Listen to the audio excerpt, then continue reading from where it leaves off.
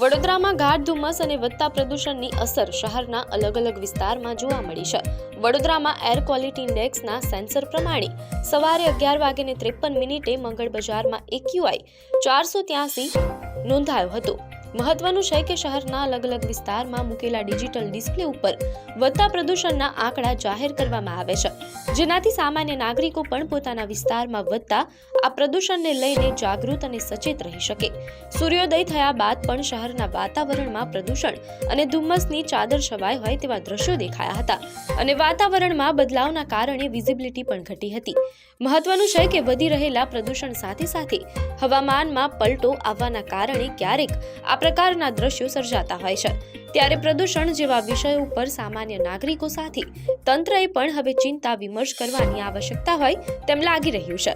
વાતાવરણ એ સ્વસ્થ જીવન માટે મુખ્ય જરૂરિયાત છે તેમ સમજી પ્રદૂષણ મુક્ત વાતાવરણ માટેના નિયમો અને આયોજનોનું અમલીકરણ જરૂરી બન્યું છે.